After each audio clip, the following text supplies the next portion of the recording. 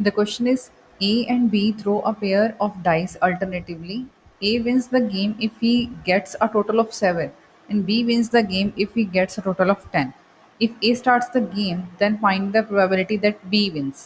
अब देखो एक गेम खेल रहे हैं ए और बी और वो डाइस को अल्टरनेटिवली जो है थ्रो कर रहे हैं, राइट। अगर ए जो है, ए की विनिंग तब होती है, ए तब विन करता है जब उसके पास डाइस के ऊपर जो नंबर आ रहे हैं उनका टोटल जो है वो 7 हो।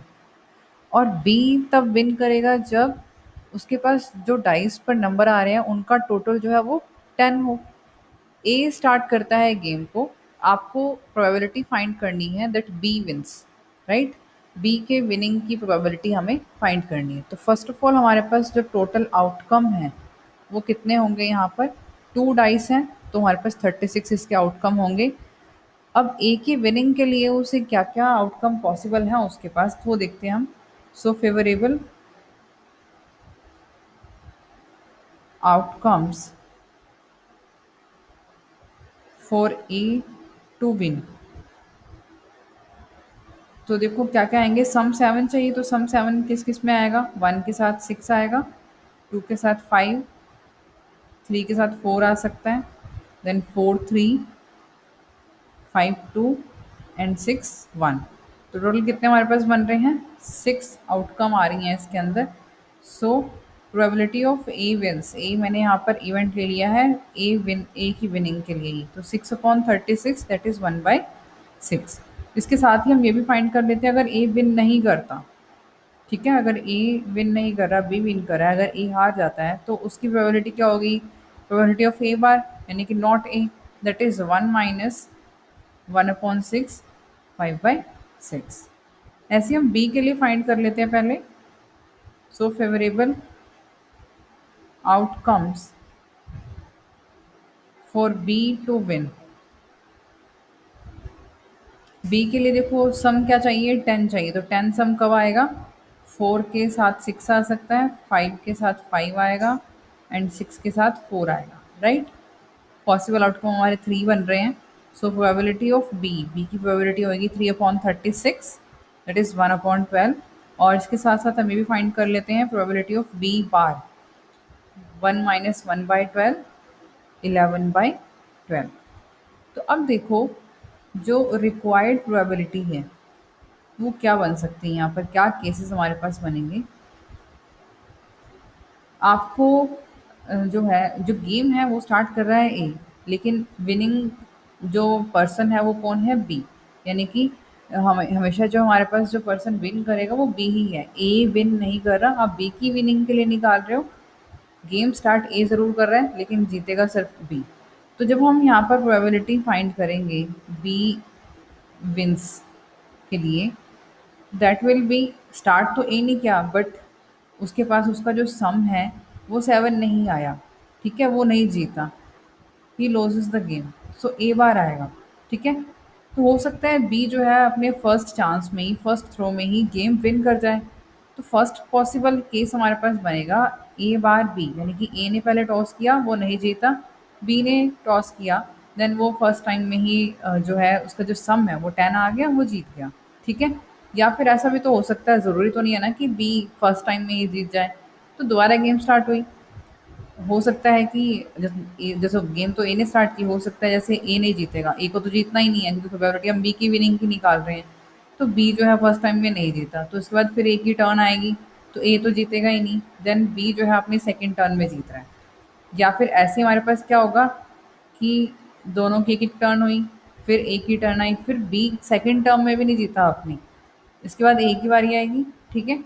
अब बी जो है अपनी थर्ड टर्न में जीत रहा है। तो ऐसे ही अब तो सो ऑन चलता जाएगा, हमें नहीं पता कौन सी टर्म में जा करके बी जो है वो विन करेगा, राइट। तो पॉसिबल केसेस हमारे पास अप टू सो ऑन चलते जाएंगे। अब यहाँ पर क्या होगा, एडिशन में लिखेंगे इनको हम, probability of A bar B, A B A B, यहाँ पर हमारे पास तीनों पर बार है, plus A bar B bar, A bar B bar, A bar and B, plus up to so on. So multiplication theorem के according हमारे पास ये मल्टीप्लाई में आ जाएंगे, A bar B bar probability of A bar, probability of B, plus probability of A bar, B bar, again A bar, B bar, again A bar, then इसके बाद B, right, plus up to so on. अब values put करते हैं इनकी हम।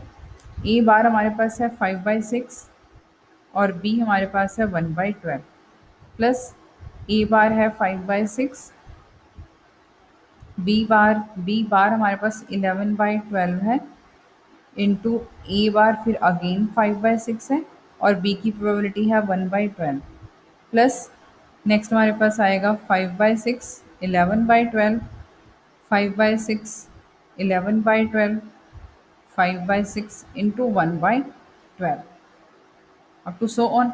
तो अब ये हमारे पास एक इनफाइनाइट सीरीज बन गई है, वो भी जीपी की फॉर्म में। जीपी की फॉर्म में क्यों? देखो, जैसे अगर ए हम ये ले रहे हैं 5/6 इंटू 1/12, तो 5/6 इंटू 1/12 ये आया, और यहाँ पर आर जो है 5/6 11/12 बन गया, तो यहाँ पर उसकी रिपीटेशन हो रही है, देखो, ठीक है। ये फिर से हमारे पास ए है, तो एक जीपी की इनफाइनाइट सीरीज बन गई है, जिसमें ए है 5/6 इंटू 1/12 और आर है 5/6 इंटू 11/12, ठीक है। ये हमने यहाँ से एस्टिमेट लगाया क्योंकि यहाँ इनकी रिपीटेशन हो गई है, तो यहाँ पर इसका स्क्वायर बनेगा, A R square, right. So next आगे हम क्या करेंगे इसमें, इसके बाद आप लिखोगे which forms a GP with A is equals to 5/16, 5/6, sorry, 5/6 into 1/12, and r will be equal to 5/6 into 11/12, right. तो अब हमारे पास इनफाइनाइट सीरीज का सम क्या होता है, a upon 1 minus R S infinity in GP series.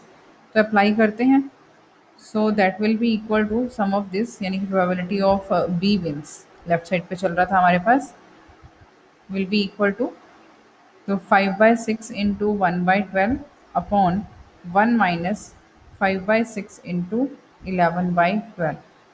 तो एलसीएम सेम है हमारे पास, यहाँ आएगा 72 माइनस 55, तो 5/17, तो 5/17 जो है इसका आंसर होगा। Thank you.